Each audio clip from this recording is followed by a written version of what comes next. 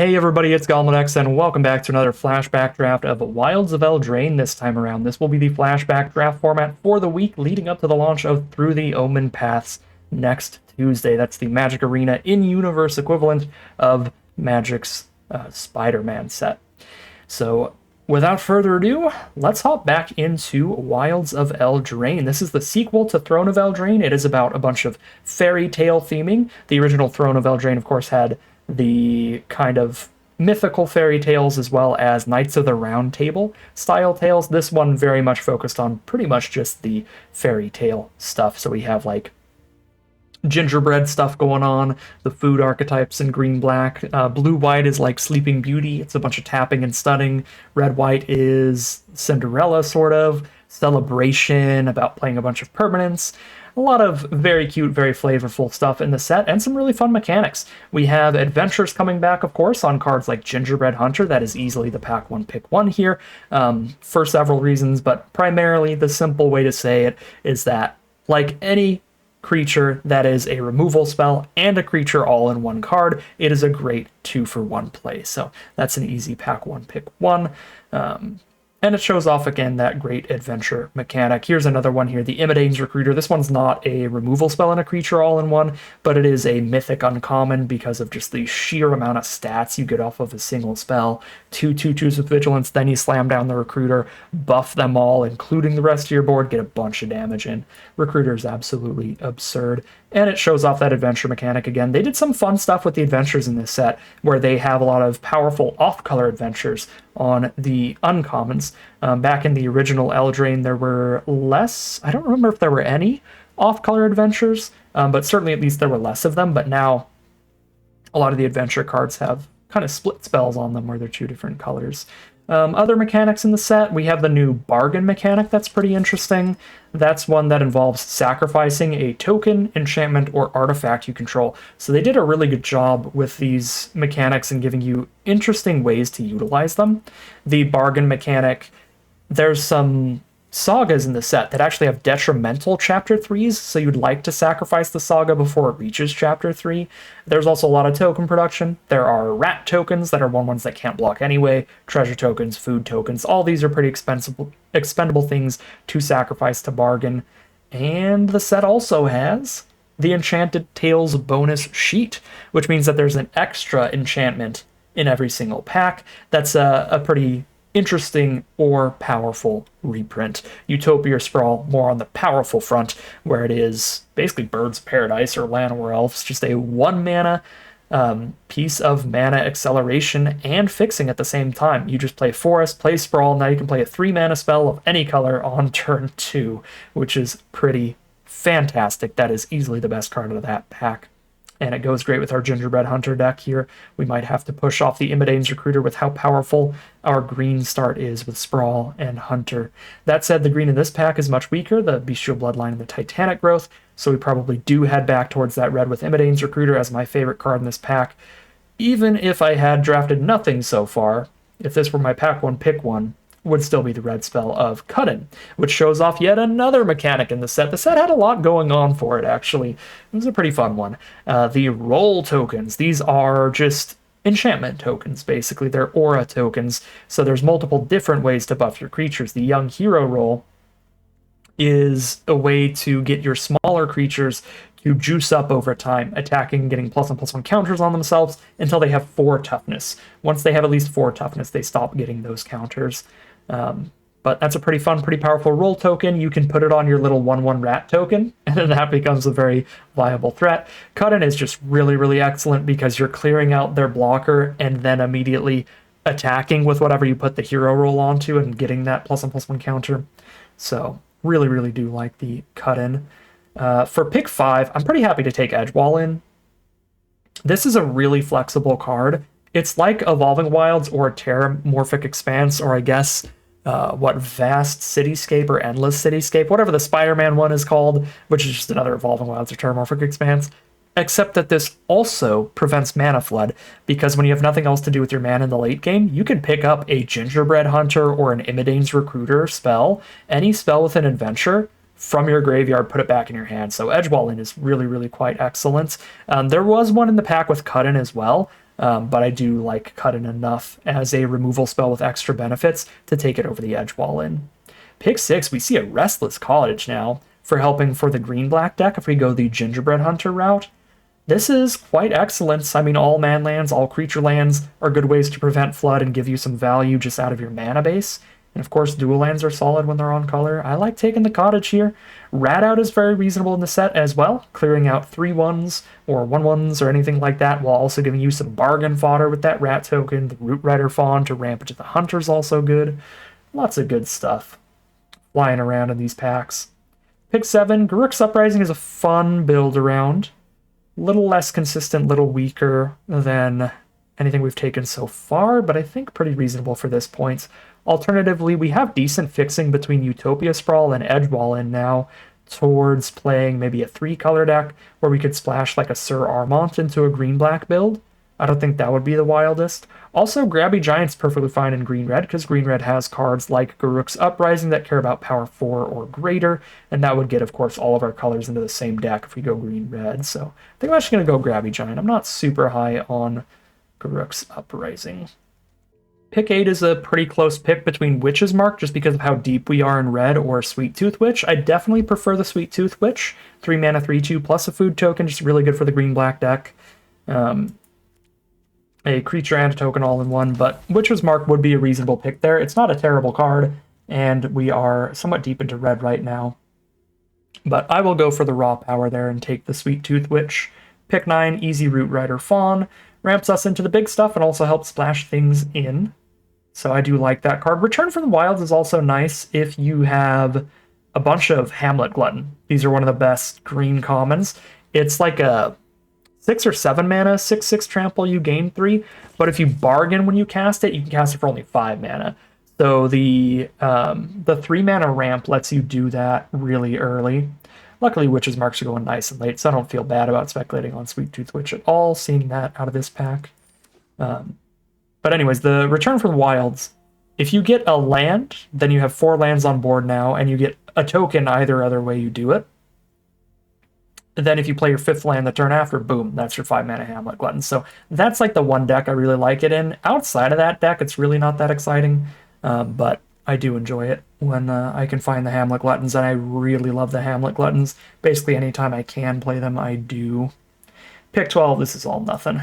We'll throw a Titanic Growth in the side. And a Sky Beast Tracker in the side. Alright, so more than likely, just green-red beef as the deck. One of the less synergistic archetypes, but if they're the most open colors in our pod, still a perfectly fine place to be. We can pretty easily splash in the Puny Snack off of the Gingerbread Hunter, off of Root Rider Fawn, Restless Cottage, Edgewall Inn, and we're also splashing in Imidane's Recruiter's Train Troops off of Utopia Sprawl, Edgewall Inn, Root Rider Fawn as well. So pretty reasonable start here to green-red splash some off-color adventures. This pack is not the most exciting. I suppose we just take Elvish Archivist and see if we can't find some synergies for it. So draw a card whenever an enchantment enters the battlefield under our control, and get a couple counters on this every time an artifact enters. So food tokens and roll tokens are the easiest ways to trigger this, and we actually have a good amount of those. We have food potentially off of Gingerbread Hunter. We've got a treasure off of Grabby Giant that would also trigger the +1/+1 counters. The Cut-In is an enchantment that triggers it. There's actually quite a lot. Pack 2, pick 2, Witchstalker Frenzy, very efficient removal. I do enjoy that.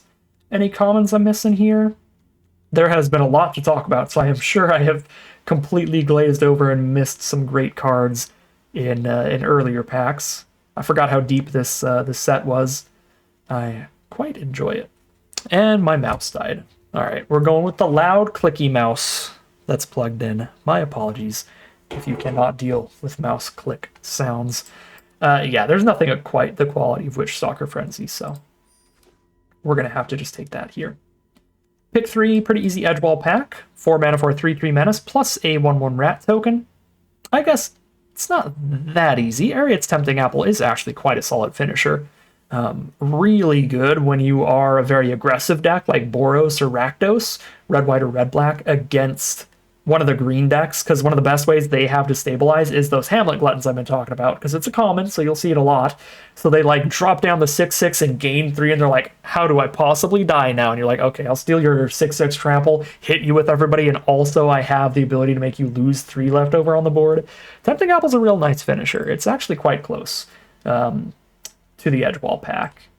But I think we're probably slow enough to prefer just cluttering up the board with a bunch of stuff, since we're not one of those hyper aggro color pairs. Pick 4. I am low on early stuff to do, so I could take Witchstalker here. This is a color pair with a good chunk of beefy creatures. I'm currently only on 2 creatures that actually trigger the Witchstalker, though. 1/4/3, 1/5/5. Yeah, I'd honestly rather just take another Edgewall pack. Have an awkward mana curve for now. Pick 5. Pick 5. The green and the red in this pack are so filler that we'll definitely lean towards the Fairy Dream Thief. Get another black spell here. I have not actually gotten a lot of premium green. Most of the good green cards we took were pretty early picks. It would be an absolute shame to cut Utopia Sprawl, but if black is a lot more open than green, maybe like off Fairy Dream Thief here and then taking all black spells, we end up in Rakdos Splash Green instead. Be awkward though, because we can't really splash in a 1-mana mana ramp spell like Utopia Sprawl, so we'll have to see how things end up. Do like Redcap Thief, that helps splashing around with these off-color adventures. Red is certainly our deepest color now. Ferocious Werefox, very reasonable in green. Very reasonable. The Harried Spear Guard as well, reasonable in red. And maybe that's the better pick, as we are twice as deep into red as we are in any other color. Even if it might be a little weaker than Werefox. In terms of raw power. Yeah, I also don't really have a lot of like cheap creatures like 1 and 2 mana ones, but I have a decent chunk of 4s in red alone. Okay, we're doing fine. We see a Hollow Scavenger pick 8, one of the better green common creatures. You get a food token off of this, and then you get a 3-mana 3/2, but it can sack that food token to become a 5/4, so it's always threatening to have 4 toughness, which means it attacks and blocks against other 3-mana creatures incredibly well, because most of them are around the 3/3 stat range. So this, as long as you've got 1 mana up, is just always threatening to win combat against a 3/3, which makes it pretty hard to declare a block against this, and pretty hard to attack into it when you just have a 3/3 on the board. So it can get a lot of value even when you don't end up spending the mana to sack it. Just the threat that you could can keep your opponent out of combat pretty well. Ash is by far the best card here. I mean, I have not really been checking how open white is, but I wouldn't be that excited to run any of these spells, so it would be very late for a pivot onto white, but it's Cinderella, so gotta try it out. Speculate there, and worst case scenario, my 23rd filler playable is a different 23rd filler playable than it would have been otherwise. We were not missing out on much there. Cursed Courtier can trigger Celebration off of itself for Ash. It's good with Bargain, and it's good with other ways to put roll tokens onto it, because every creature you control can only have 1 roll token on it.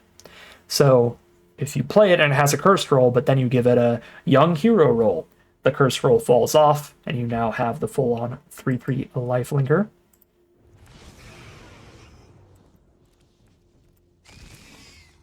I still think we're much more likely in green than any other color, but when we're that late in the pack, seeing anything that's pretty playable in any color, we can just scoop it up and speculate, because we're not missing out on color playables. It's too late to see anything good there. All right, pack 3, pick 1. Slight bummer of a pack to open up, honestly. I think we have enough fixing to not really care about Prophetic Prism too much, but that could be the pick here, because we really don't care about Catapult, Witch's Mark, or Witchstalker. I mean, maybe Witch's Mark. Honestly, this is turning into an okay Witchstalker deck as well. But the best card is like Hatching Plans or this blue rare. Some really good blue opened, and we're very far away from that color. Negotiator's solid in black, but again, I think I'm much more likely in green. We'll take Witchstalker. We'll finally commit. We're in pack 3. It is very, very late to keep dancing around. Let's lock in on a strategy here. So we are on 19 cards, 2 of which are lands, so we're on 17, which means we need 6 more playable spells. We definitely got one here. We have a 3 mana 3/3, also gives 2 things +2/+2 trample later. It's perfectly fine. There's also the Picnic Ruiner, which is really fun. 2 mana 2/2 on curve. Tax is a double striker later, or if you draw it later, you get to put a bunch of counters on the board. Bludger into the ball is also nice. We're low on removal. We have 1 Cut-in, 1 Frenzy, 1 Gingerbread Hunter, so we can take our 4th removal spell on Curse of the Werefox. A lot of great options here, but I will go for the Huntsman's Redemption. Go for the rare, seems pretty fun. Pack 3, pick 3. Definitely looking for more cheap spells. Ratcatcher Trainee is a great 2-drop to curve out with, and the Adventure can put a lot of creatures on the board for cheap. So I do like the Trainee. Evolving Wilds is also pretty reasonable. We could try to splash in one of these black removal spells because I'm already splashing in a little black for Gingerbread Hunter. The Tortoise is not that good, right? Oh yeah, it literally doesn't do anything. Okay, I guess it ramps you. It does pick up lands from your grave, but just a 3/3. Yeah, I'm happy to take Trainee here. Pick number 4. Another Witch Stalker, a Ball Guest, Bellowing Bruiser. I am pretty ambivalent to this pack. It's pretty meh. Best card is probably High Fae Negotiator, but we committed on not black. I'm still speculating. I just don't want to play any of those on color cards. I will play a Red Tooth Vanguard, 2 mana 3/1 trample. Whenever we're randomly playing enchantments or roll tokens or anything, you can bring it back from the grave to the hand. Pays off for having really low toughness by being replayable. Pick number 6. Here's all the white spells for the Ash deck, which I definitely can't speculate on. I have like 4 black spells and only 3 actually playable white spells. Got a million green. Yeah, there's no way to drop green and play white, so just take Genealogist, which is actually fine filler. I don't hate it. We do get some more removal. Graceful Takedown now. It's a bite spell. One of your creatures deals damage to an opposing creature equal to its power, so you do want to make sure to cast this when your opponent is tapped out, as if they have instant speed removal, they can pretty much counter it, which is quite bad. If you have a creature with a roll token on it, then this play is even better, because then you get to have 2 of your creatures deal damage equal to their power to an opposing threat, which is fun. Flick a Coin's perfectly fine in the set. There are like rat tokens and stuff that you can blow up. If your opponent is playing a 2 mana 3/1, that's when you're really happy. Flick that thing out of here, draw a card, get a treasure. But Flick a Coin was deceptively good. It looks like just a bunch of really small abilities, but when you stack all 3 of them together, it makes for a very reasonable spell. Pick 9. I have 1 black adventure, 1 blue adventure, and 1 white adventure. I've already got treasure tokens and stuff. I don't think I need Prism. I'll take another Witch's Mark, although that might also just get cut here. Well, these are nice black spells. Minstrosity was great, replacing itself with a token that you can bargain with. Any food synergy you can do that with as well. The Vermin was good too. Token when you play it. Good for the Rats deck, obviously. That was a really solid pack, just not in our colors. Here's Titanic Growth. That is an option. I think I enjoy all my other non-creature spells more, though. Alright. Now we've got a deck here. I would like to cut 1 land to be on the full 17 lands. 17 lands, double Witch's Mark to discard lands in the late game, prevent a bit of flood seems fine. Even if we just have 1 Witch's Mark, like I could see just cut a Witch's Mark, call it a deck is reasonable. But let's see. Yeah, just a nice classic green-red deck. What's the creature count? We're on 16 creatures? 16 creatures and a Huntsman's Redemption is basically 17 creatures. I think I could cut a creature here. I don't think Spear Guard is actually the greatest in this deck. So we don't have a ton of ways to benefit from the little 1/1 body getting in. It's just some early damage for us. No direct synergies. Yeah, I'll drop 1 Spear Guard. And this looks like a very, very reasonable deck.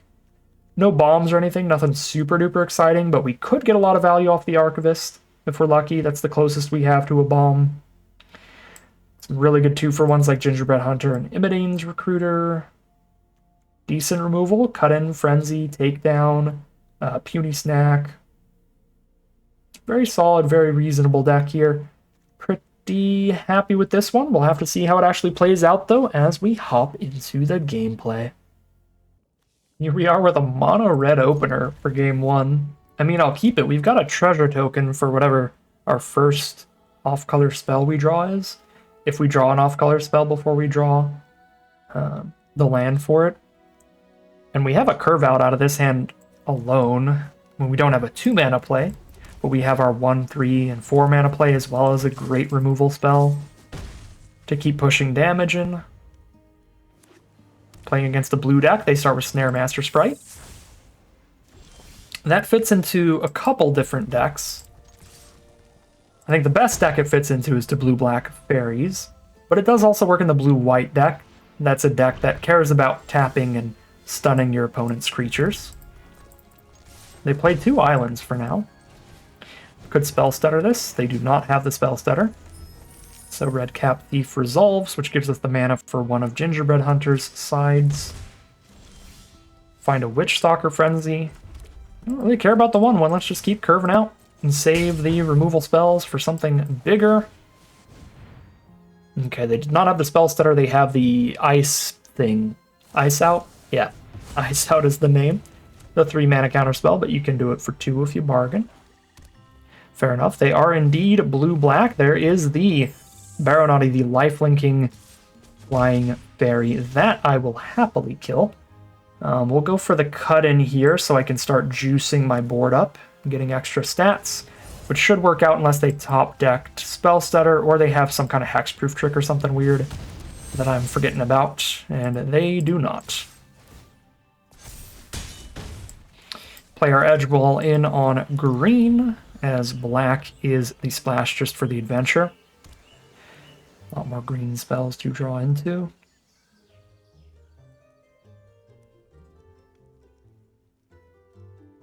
So we put our young hero roll on the Spear Guard here because it has a lot farther to go, a lot more to juice up with it than the Red Cap Thief does. If I put the roll on the Red Cap Thief, it'd be a 3-4 right now, which would be good for the here and now, but it wouldn't get any bigger off of any future attacks at that point. They curse the Red Cap Thief, bring it down to a 1-1. We still got the Spear Guard getting bigger and bigger and bigger. We could cast Root Rider Fawn and still have the mana up to Puny Snack somebody here. I enjoy that. Especially against the open mana. Although they may use this mana to just kill Spear Guard, they do not. Alright.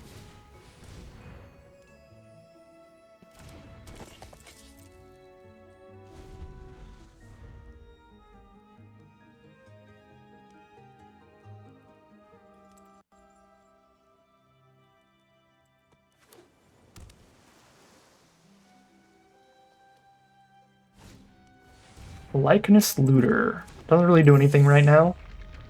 It can become a copy of a creature in their graveyard, eventually. I don't think I can lethal them, but I can put in a lot of work here. Kill the scariest creature that we can off of Puny Snack. Then we can Frenzy the Transmuter. They can chump the Spear Guard. And take 2, go to 4. I don't remember if there is a blue or a black board wipe in this set. So I'm just going to jam out the Gingerbread Hunter. Oh, wow. I choose to trade off and go to 1. I'm still going to play Gingerbread Hunter. I mean, even if they board wipe us, we can bring it back with Edge Ball in. Although I need to draw another green source at that point. Alright, looks like we're good.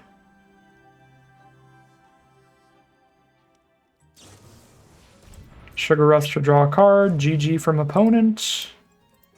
And there's the GG. That is 1-0 to start us off.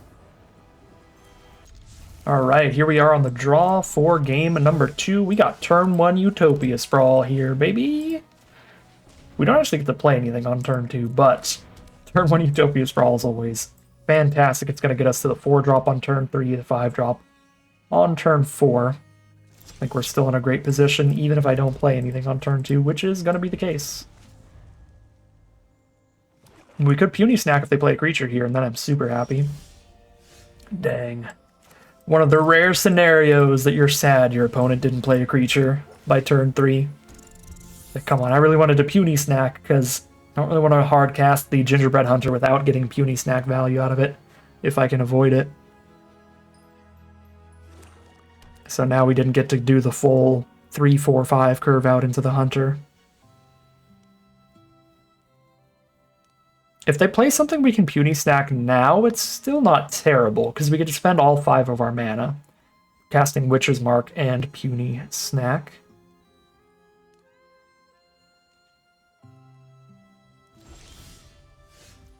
This is kind of wild. Is their hand just terrible? Let's see if it holds. Did not hold when we cast the Spear Guard.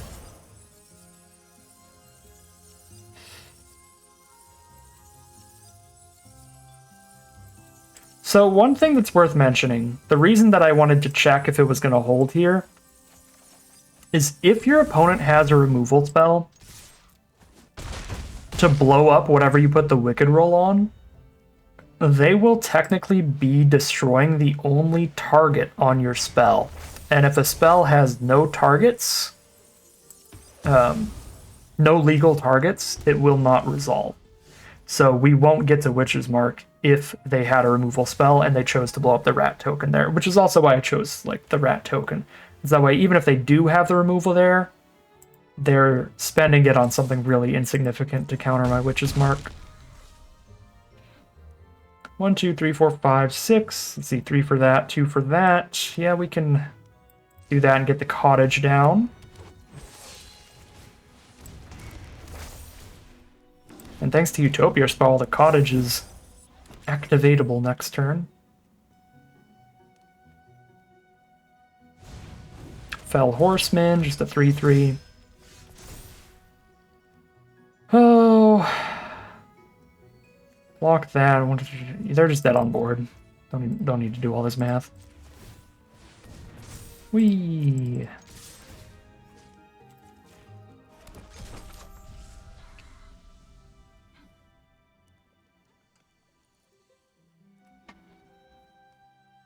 Alright, that was a pretty easy curve out for us. Our opponent just could only cast 2 spells all game. They were stuck on 1 color and a weaker hand, so 2-0 heading into game 3.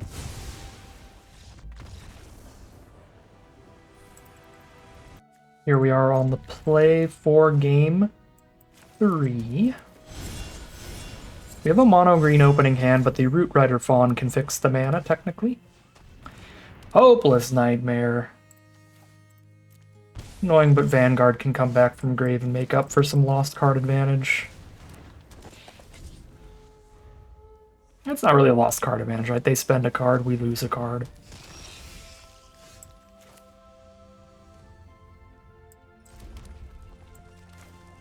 And just snack on a Wicked Visitor here. I don't hate it. Probably something better to kill. Doesn't have any important abilities. We'll just play the Scavenger.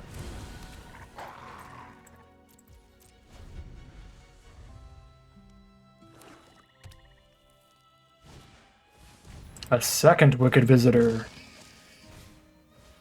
Second Hopeless Nightmare.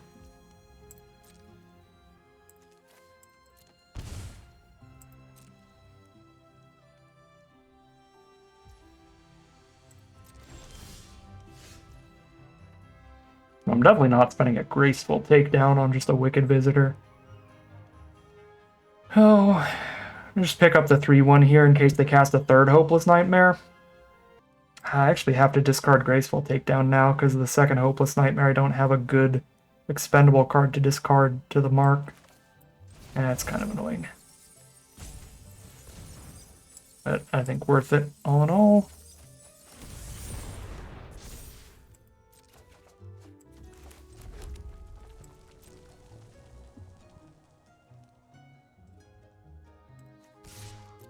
I think this hand can win the race. I will take the 4 damage for 4 damage trade here. We have more life gain off of another food token. We have 2 more removal spells. Beefy threats.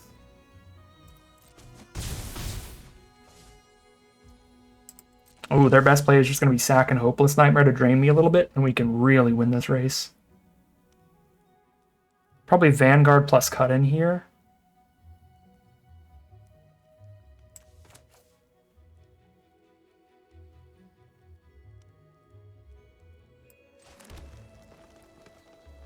I guess Cut in is better the turn I'm actually attacking.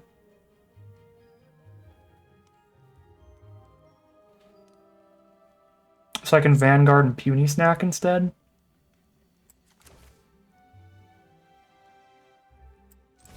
Yeah, that seems fine.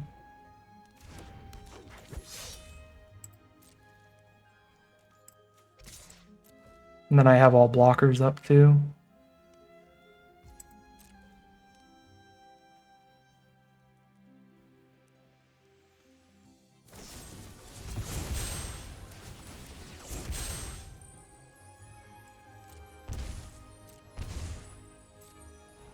Let's just destroy it, right? When they bargain? Yeah, destroy an attacker blocker. Fair.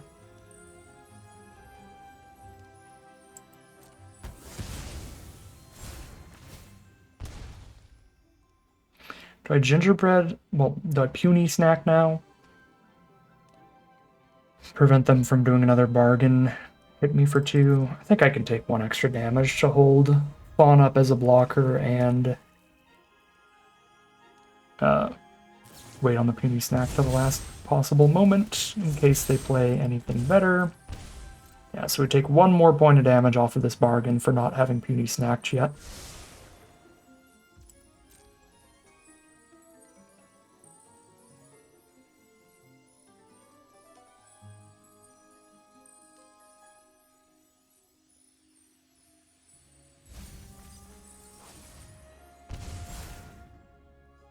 Maybe they had to mill a stockpiling Celebrant because they didn't have any Hopeless Nightmares left on board. Spellbook Vendor. I think we found the puny snack target. That puts a sorcerer roll on the board every turn, which gives +1/+1 and the ability to scry, and those rolls will drain us off Wicked Visitors when they die. Alright, let's just get wildly ahead on board now, and in life total. Off of Snack into Cut-In, or Snack into Hunter, both are very solid. If I cut in one of the visitors, the Vanguard will still just trade into the other one, off of the attack. So, I believe it's send it and play the Hunter. Offering the 1-for-1 trade. Or I could play the Edgewall pack instead so I could eat a food this turn.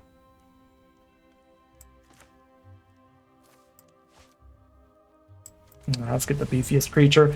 I think the only way playing Gingerbread Hunter is worse is if they have exactly Ariet's Tempting Apple to steal the Hunter till end of turn. That's the only card that I would be sad that I went that direction with. For enchantment, he controls put in the graveyard and battlefield, draw a card. Okay. I actually think I care more about the life loss than the card draw, but the beefier body is still a big deal. Although, on the other hand, if I wait to cut in, I will be bringing the Vanguard back, so I think I'll allow Hunter to trade into Reaper plus Visitor. Are they trying to crack back lethal?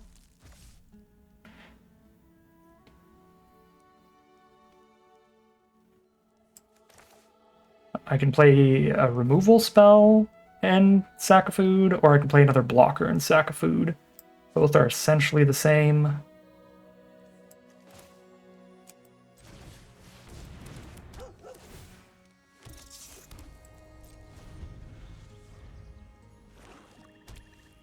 GG from opponent, and there's the concession. That is 3-0 heading into game 4. All right, here we are on the draw for game number 4. We got excellent mana this game. But we technically weren't going to start the curve till turn 3, but now I drew a Ratcatcher trainee. And a Red Tooth Vanguard. Let's lead with the Vanguard because I care less if it dies. Get Rat outed here. Nope. They could have a Sugar Rush, +3/+0, draw a card. That's an instant for 1 and a black. Knight of Doves. No enchantment controls put into the graveyard in the battlefield, get a 1/1 flyer. It would be ideal to blow that up before they have any enchantments on their board, which I can do if I Witchstalker Frenzy it here. But they're also on green, which means they could have bigger, scarier threats. And I have plenty of stuff that I could be playing to expand my board right now. I think I'll hold off on Frenzy for a turn. For the Red Cap Thief.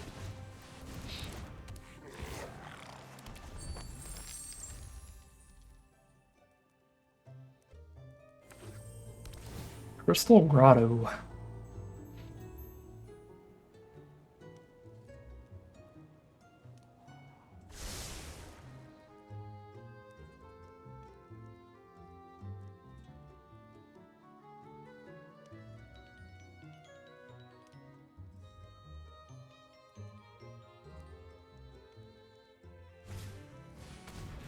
Bestial Bloodline. Now they have an enchantment on the knight, so even if I blow it up, they get a 1/1 flyer.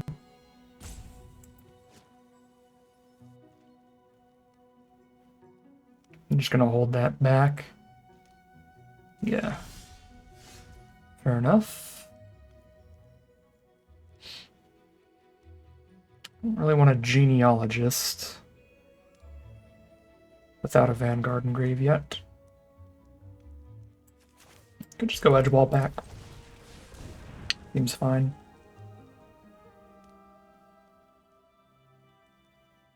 We can take our time here. We're not under any pressure.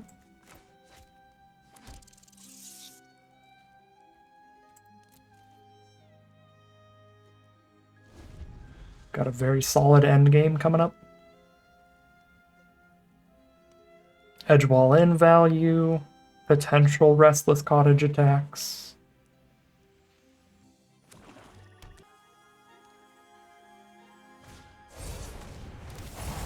Curse the Werefox, just a removal spell here. Blow up the 3/3.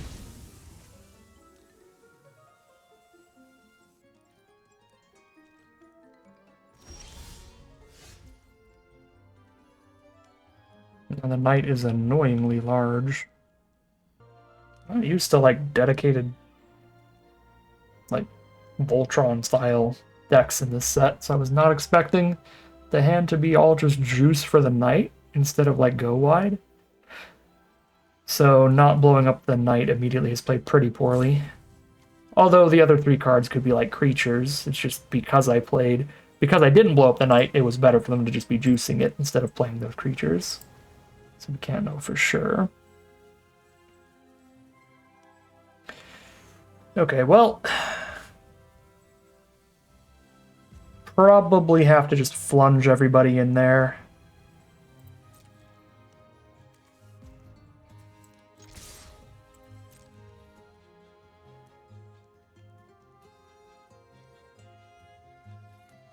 Let them get their 1/1 flyer value. Smart block from our opponent.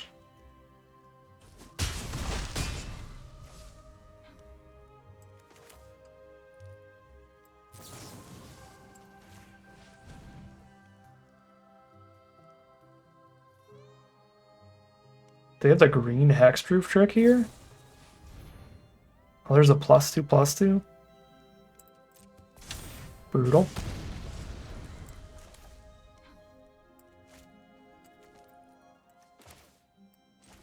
Oh, they're still down to 13. They haven't hit us once, and they can't really afford to attack with the knight, so still anyone's game, but that was not good for us.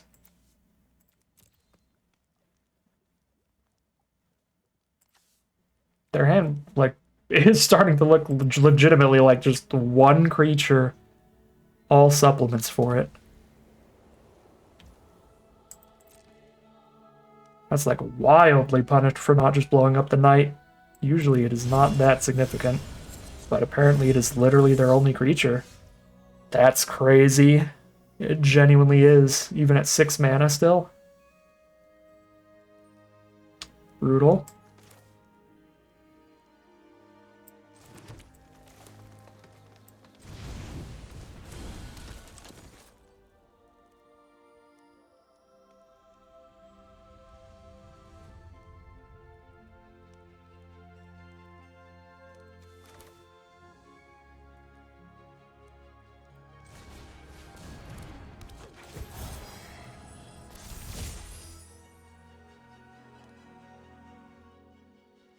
Sneak 4 damage in, get them to 9. Lose a rat or a vanguard. Those are all very expendable creatures.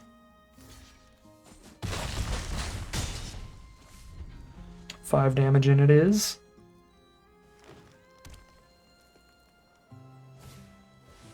Cooped up on the vanguard. That's exile removal to stop us from bringing it back from grave. That's really good. Oh my god, and it triggers the knight too? Gross.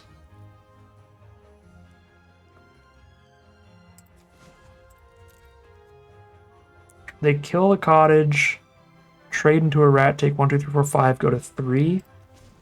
That's what we've got. It's pretty fine if they kill the cottage, because I can only activate it once anyway.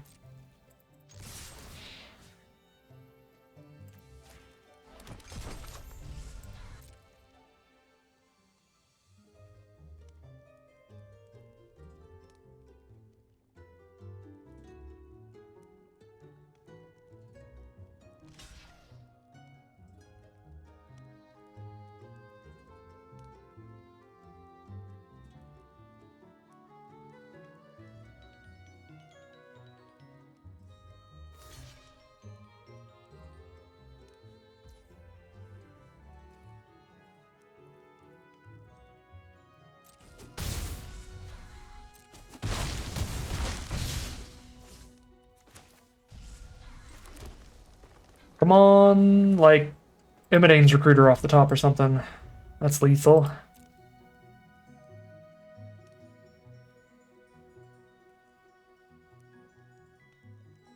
Actually, we have on-board lethal if they have all lands.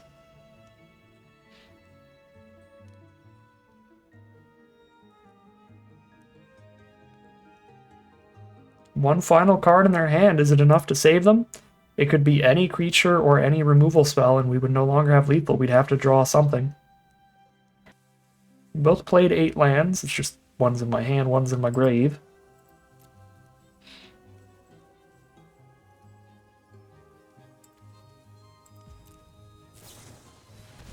Grim Search. That is quite solid here. Oh, they do have to lose too. Okay, I forgot about that. Never mind. Still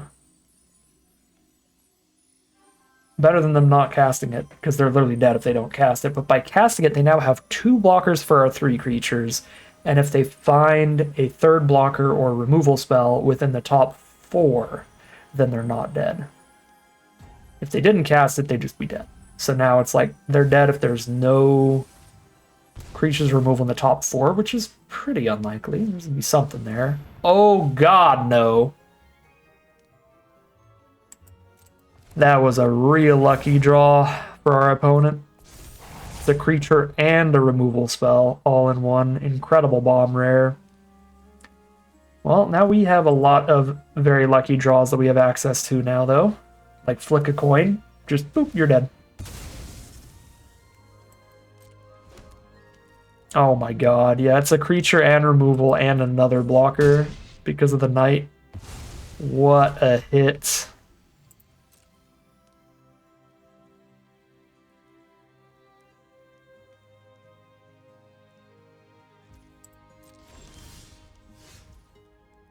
No such luck for us. Mountain and Pass it is.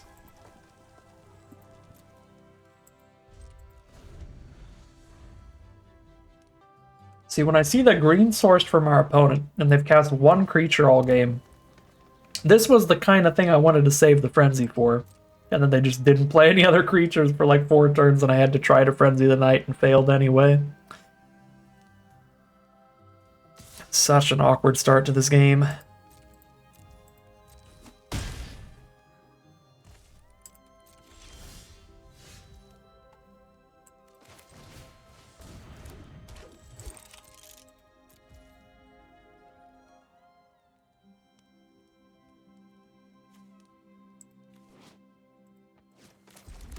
Okay, Edgewall is not a sorcery, so I can block the troll, pick up the trainee, get the rats. Oh wait, no, I'm 1 mana off. I cannot play the rats immediately this turn.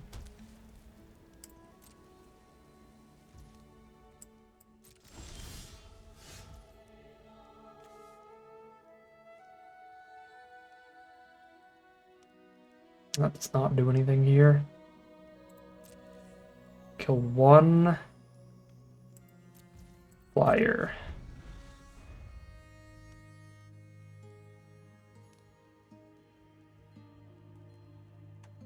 Wombo combo with the Fawn's Bane troll is if they had the bloodline still there, they could sack the bloodline on the troll to fight and keep bringing it back. Be really filthy.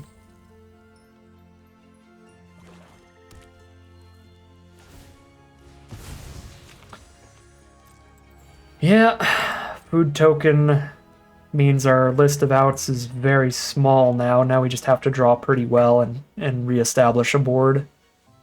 We cannot lethal them with several different spells like we could before.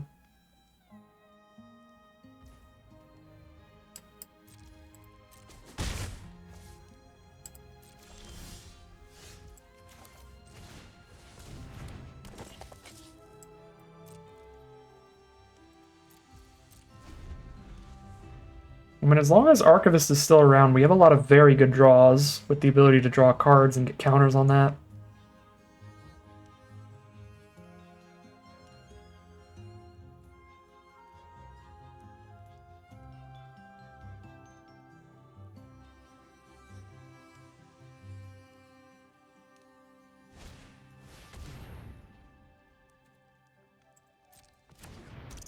That card is very good, whatever way they play it. I mean, any way except getting the rat token is very good for them here. They're going to scry 2, draw, fair.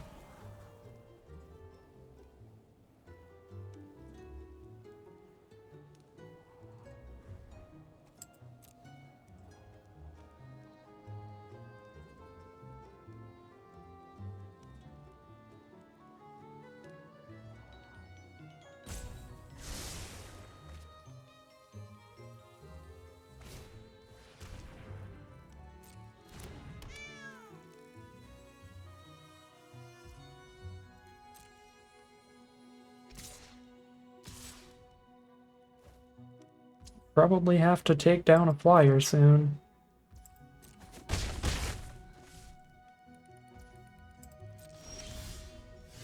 If I draw like this, it's pretty embarrassing, but what are you gonna do?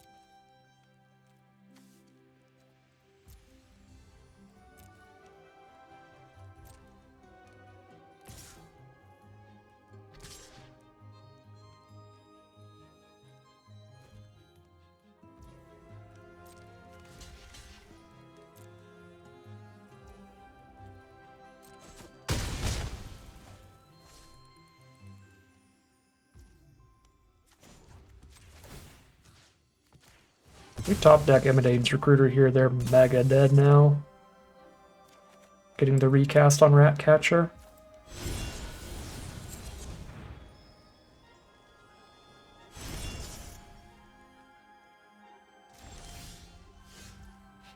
That is also a big one.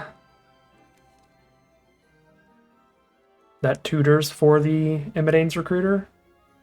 So we just lethal them next turn is the plan. Oh, and I draw off of the Archivist, so I might even just top deck it. Should be insane. Did not top deck it, but I did get an artifact for counters on the Archivist. What a turn. Alright, so we just survive another combat and then they super die next turn. We sack a rat to pick up Imidane's Recruiter.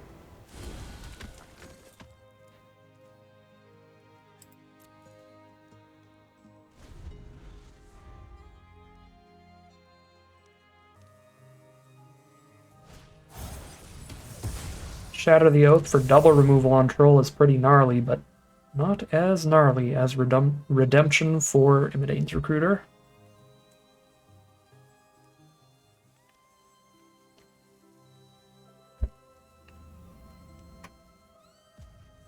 I guess they could next level us here and blow up Root Rider Fawn, and then we probably don't have lethal in the crackback at that point.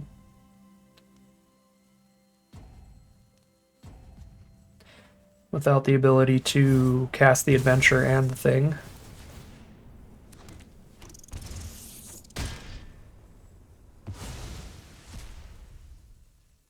Okay. 1, 2, 3, 4, 5, 6, 7, 8 attackers. 1, 2, 3, 4, 5 blockers. 3 times 2, 6 damage. Okay, 6 blockers. If they have instant speed removal, they get there. Oh, I have to sack a rat though. Ah, they're not dead. Off of double removal. God, yeah, Shatter was insane. Shatter was removal, troll removal, plus blocker. So Recruiter would be 3 more attackers, but I have to tap Fawn and I have to sack a rat. So it's 1, 2. Yeah, 1, 2, 3, 4, 5, 6, 7 attackers against 1, 2, 3, 4, 5, 6 blockers. Only 1 creature gets in. They only take 2. Oh, man. I mean, it's still definitely better than not sacking a rat.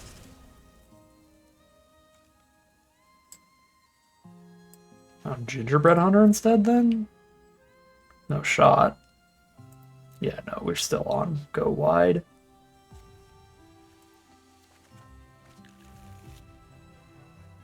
We top deck just a land here. So next turn, 2 creatures getting trample could finish it off for us.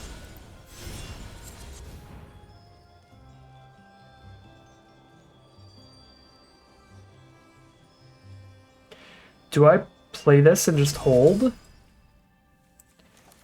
Just eat my food? And wait till we have the trample swing? Every one of their blockers is untapped, so it's the same number of blockers next turn, but we'll have 1 more attacker because Fawn will be untapped. And if we top deck any creatures, those will also be another attacker, and we'll have the trample. I think I wait and just eat some food.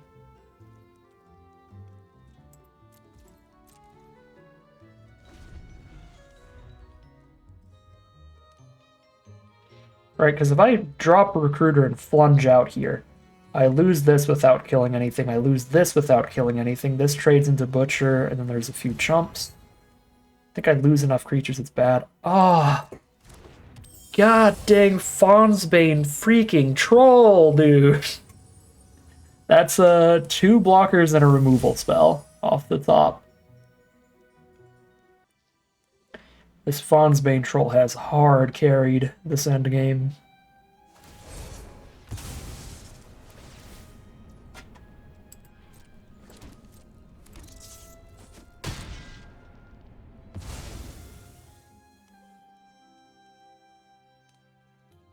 Eight blockers now. 7 attackers.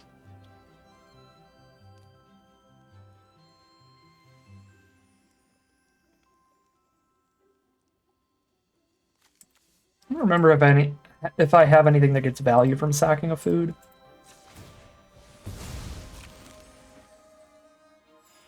I don't think I have any bargain in here. So I'm gonna sack them both. While I have the mana. Really needed the creature!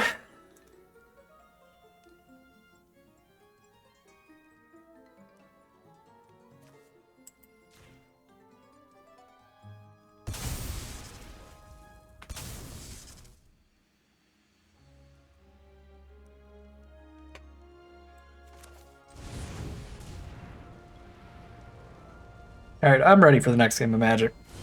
Maths for blockers. Let's just see who comes on top from this exchange. I believe it's our opponent by a tiny bit, but we'll see.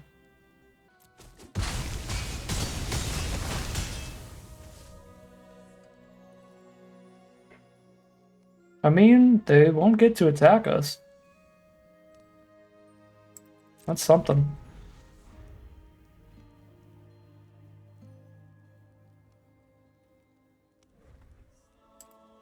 I don't know, it's actually still anyone's game. If they top decked a creature, it's theirs. If they top decked a land, I think it's actually our game. Oh, sweet Jesus.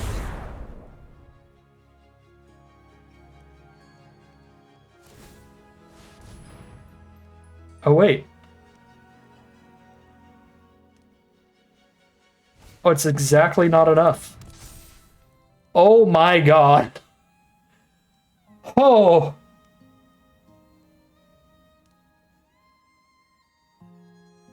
Yeah, they didn't have an out there off of the witch.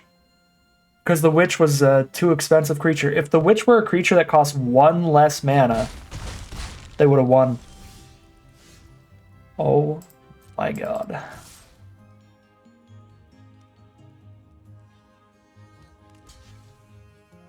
Yeah, the witch was like, if it was enough on blocks, then... Oh my god, what a game. If it was enough on blocks, then we just super lose next turn to that witch. Which is why I was like, oh, well, there we go. But I didn't realize it's just not enough on block. They're 1 mana off. If they had 1 more mana, they would have had the witch, all those rolls on the rats, and they'd have the 1 mana they needed to sack the aura on the troll to clear out one of my creatures. So they have 2 blockers untapped for my 2 attackers, and they try to win the game from there. Now, I could have scanned the clouds if that happened and maybe drawn something. I guess I saw a Flick a Coin for 1 damage at instant speed. That would have been an out, so we could have tried to get that. But it would have been really, really, really bad if they had 1 more mana. We were incredibly likely to lose. That's wildly close.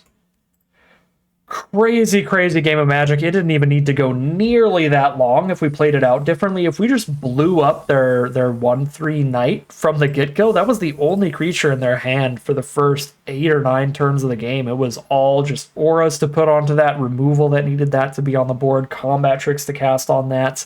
So there was that early turn where I did consider it. I was like, we could just blow this up here, but I think I'd like to expand the board more, see if they play any better creatures. That was the very wrong play in hindsight, but man, after a really prolonged top deck war, being able to tutor for the Imidane's Recruiter off of our Saga, jam in with enough damage to put them to 1, lets us get the kill on the crackback the turn after that. Crazy close game of Magic. That is 4-0 heading into game 5 after I update Arena. All right, here we are on the draw for game number 5. We've got a very reasonable opener here. The tap lands here are definitely a downside. I think I'd rather start by getting a tap land out of the way than just leading with Spear Guard here so that I can play a 2-drop on 2.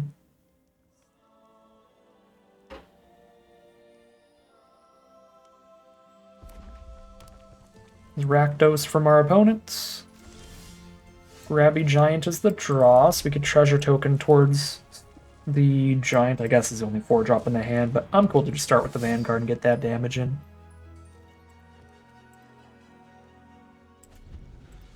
That's the alt accounts, I only have the angry thing.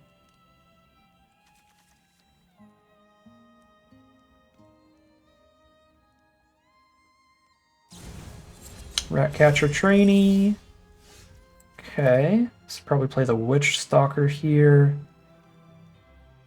This is kind of wild, but I'm actually going to Edgewall in on black so that our Restless Cottage can do things.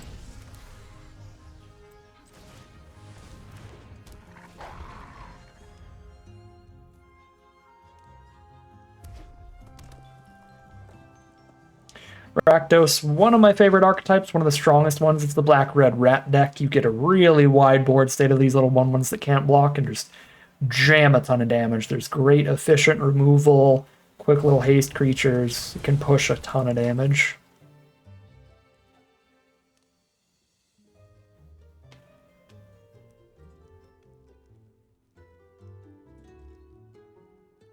Hold a couple mana up and pass the turn. Likely to be removal for the Red Tooth Vanguard, so instinctually, while I would like to just Genealogist up the Vanguard and be able to attack with both of these, the problem with that play is if they just blow up the Vanguard, then it's pretty rough. So to play around that, what is the best line? Probably just Spear Guard.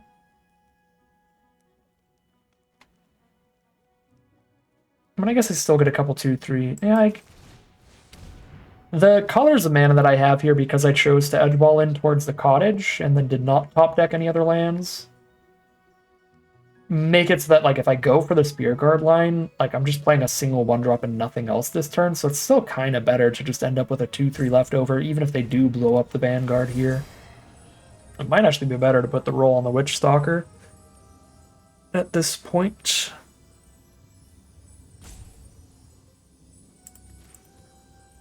If I really expect removal from our opponent. Like Candy Grapple here. Yeah, full grip of 5, I think that's by far the most likely. So I'm just going to juice the Witch Stalker.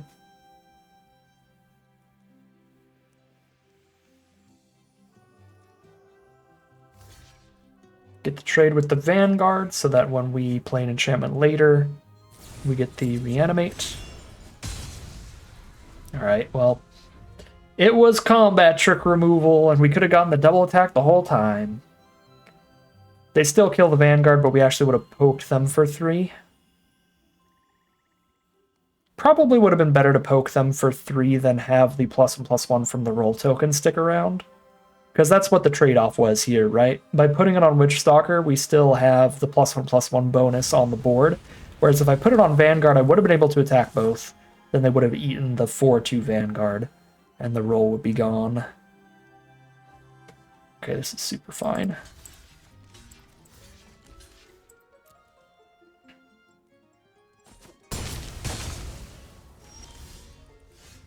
Gingerbread Hunter is the draw. Sure, I really just want to draw lands, but we're getting decent value plays here.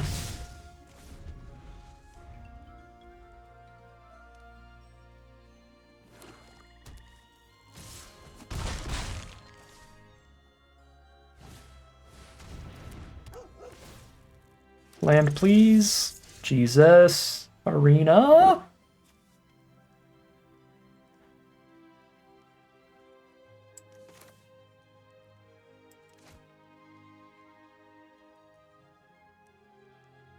By Witch's Mark and they have the removal for Genealogist, this game is over.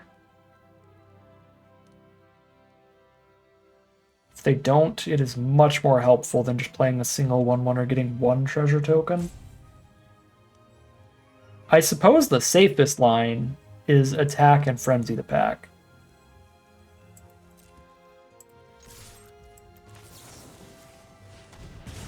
Because that can't really get blown out by anything.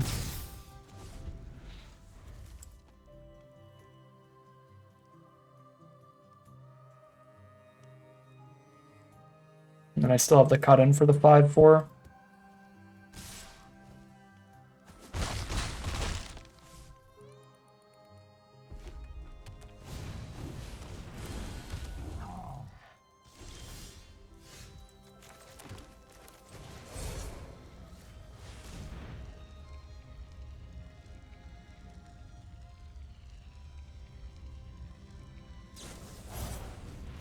Oh my god. That's absurd. Well, you got me. And yeah, the hole in my plan is the lack of land draws early. That was the top deck too, I'm pretty sure. From our opponent. They got a cut in as well. Rough game.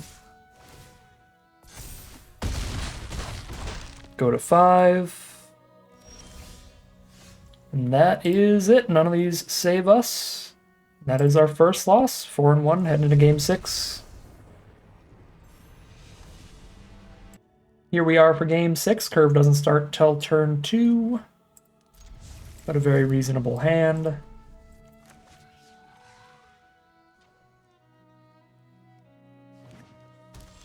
This one we don't have a red source at all without the in, so we definitely have to start in on red. And then top deck the mountain. Moderately embarrassing. I don't really care too much about getting Witch Stalker or Ratcatcher out on 2, because this has a good adventure to play later, and then this one doesn't do much till we've got a 4-power creature on board. Genealogist, no other cards on board is the play from opponent. Okay, it's a fine thief turn.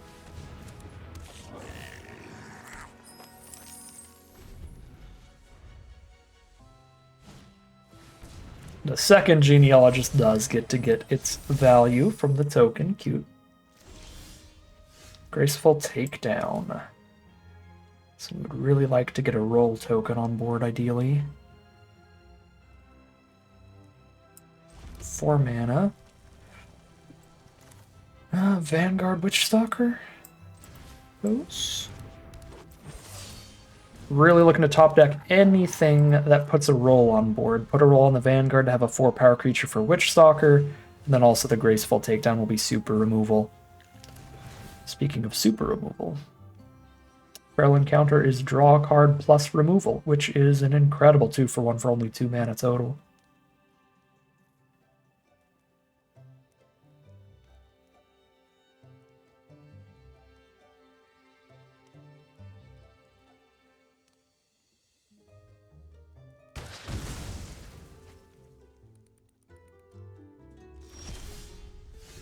Although the card they draw is gone forever now. Oh yeah, they could only play the exiled card this turn. Okay, so they didn't actually get the 2-for-1. To reread this whole thing. I thought I put the card in your hand, but it's just an impulse draw. Okay. Oh, I guess I could animate the Restless Cottage. Graceful Takedown Genealogist. That seems unnecessary. Just get some rats.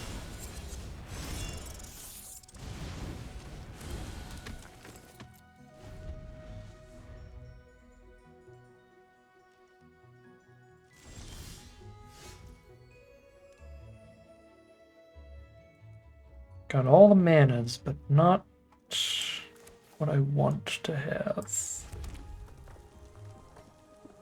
Okay, so this is the turn I have the mana to go Cottage plus Takedown, but I wouldn't have the mana to pay for the ward as well, unless I tap the Cottage.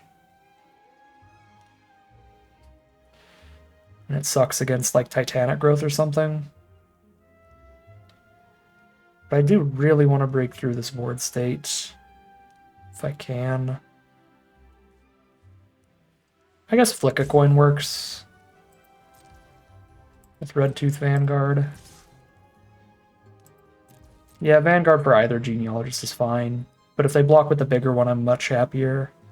Because I can clear a path for everybody else.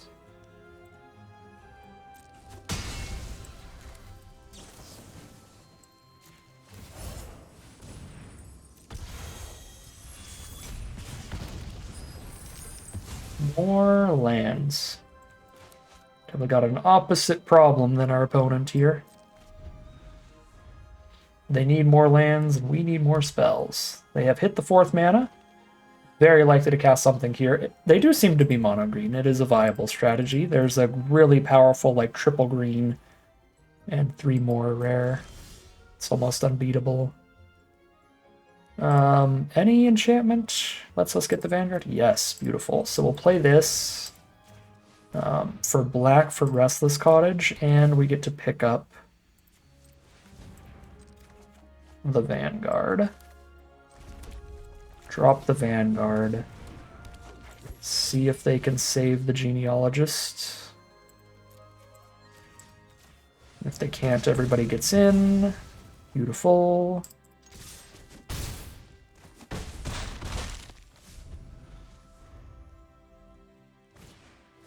Galefang, 4/4 Vigilance, sure.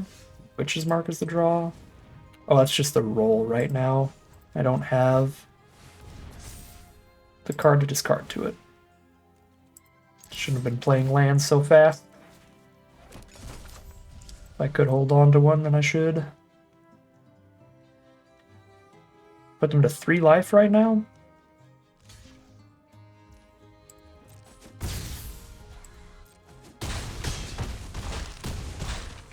Yes, 2 life if they kill my 3/3 instead.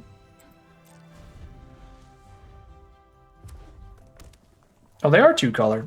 They were missing red mana the whole time.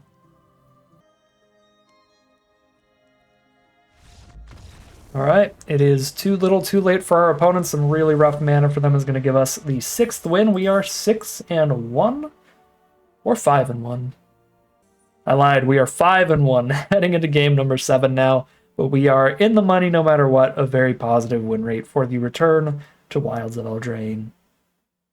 Alright, here we are on the play with all of our colors but a slower hand. We start off on turn 3 with either a 3/3 or a removal spell. But it's a very powerful hand. It's got perfect mana for us. It's a definite keep.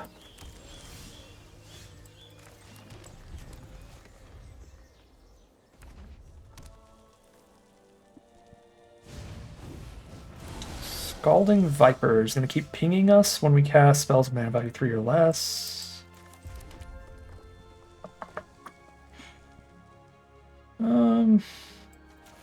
Yeah, I think I'm happy to just kill that immediately here. Also gives me a position where I might be able to wait on the Huntsman's Redemption until I might get like a rat token or something to sack to it to get the full tutor value. Because now I can just go turn 4 Giant. Snare Master Sprites, 2 mana untapped. We have like the counter here. I guess we get to go Red Tooth Vanguard then. And we're very okay with it getting countered, and if it doesn't, then we get a treasure token out of Grabby Giant before we play it.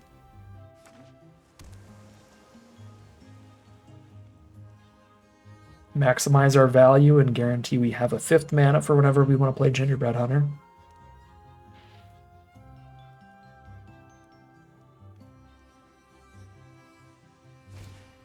Raid Bombardment. We are getting pinged every time they attack with a creature with power 1 or less. Pretty scary with all the rat token production in the red decks. Less concerned about it with like just a 1/1 flyer out. 5th mana for Gingerbread Hunter. And I'm still not really concerned about 1 sprite plus Raid Bombardment, so we will just be mana efficient and play the biggest threat that we can.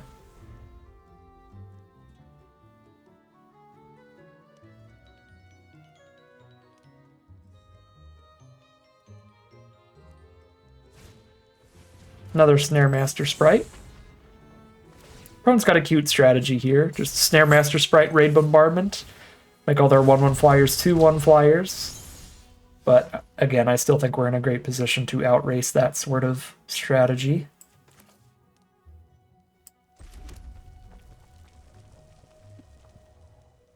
Cut it in 3 mana up. I could cut it and play Redemption if I crack the treasure. I don't mind it. Cut-in is the only removal spell that I'd be pretty okay with using here because we're also juicing up our board, adding more power. I don't love blowing the Witch Stalker Frenzy, just the deal 5, get no extra power right now. But with Cut-in, it's like the earlier you use it, the earlier you get the young hero roll on the board, and the more counters you get, the more damage you get. So with cut-in, part of what I love about it so much is like it's a great way to clear out a later game creature that's a big problem. But it's so reasonable to just kill like a 1/1 flyer like that with it. Because you are getting the aura, you're getting extra power on your board. Multi-stun the hunter. Crack it here.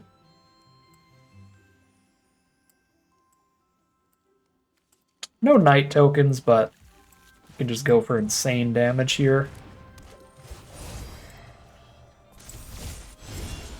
So let's do so.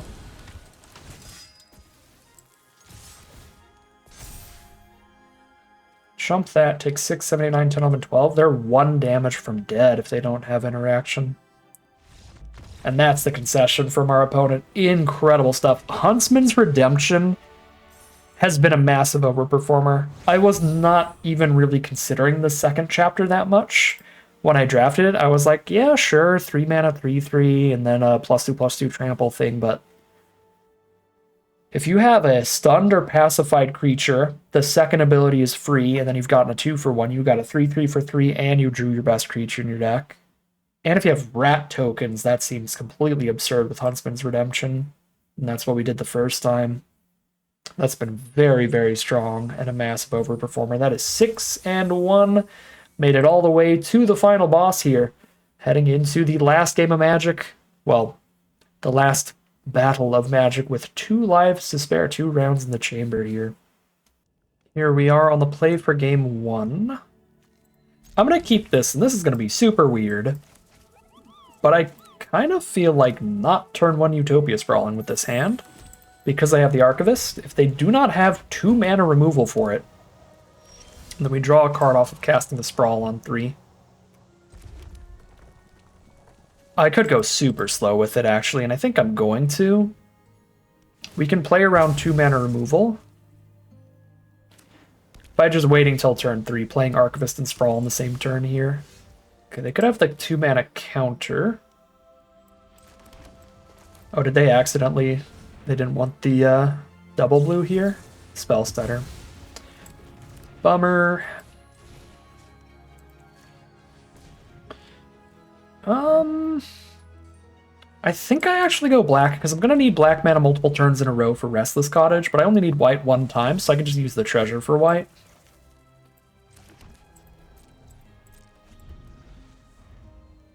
Yeah, I don't have any fancy emotes for this. Yeah, they are having a rough start mana-wise. Oh, we have the Edge Wall in for white, too.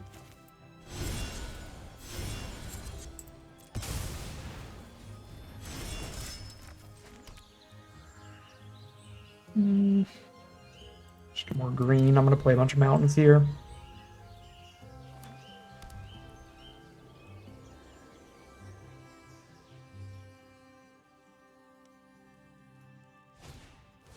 Glass Casket, 1 of the tokens. Super good value from Recruiter. Just being the full-on 3-for-1, we have got a removal out of their hand. I won't be able to haste out the Hunter if I play it here, so I'll save it as a 2-for-1 with removal. But yeah, Recruiter, we have 2 creatures on board and made them discard a removal. Discerning Financier. So they get treasures off that. Cute. Get a Genealogist. Pretty decent.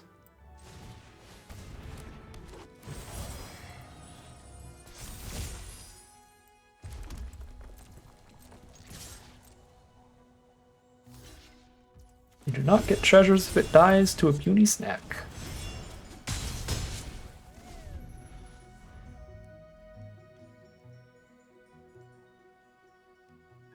We kind of just have the Wombo Combo Dream Team, Recruiter plus Gingerbread Hunter max value.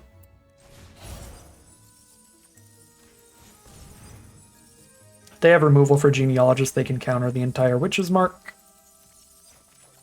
Pretty chill with that at this point. 3, 4, 6, 7, 8, 9, 10, 11, 12. Threaten lethal if I go Cottage here. It's a little bold, but let's go for it.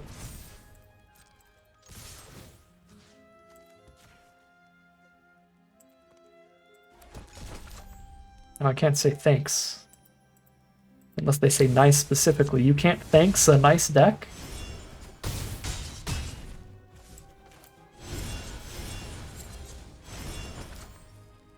Let's see what they got. They are at 3. They are dead to several of our creatures.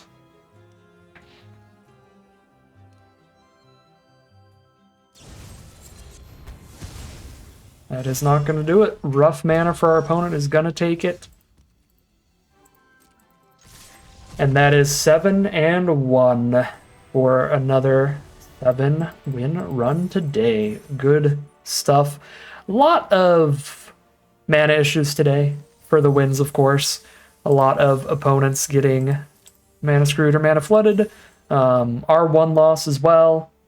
We got stuck on 3 lands with a bunch of 4 and 5 mana good stuff for quite some time. So, a lot of mana issues, but we had some good games in the middle there.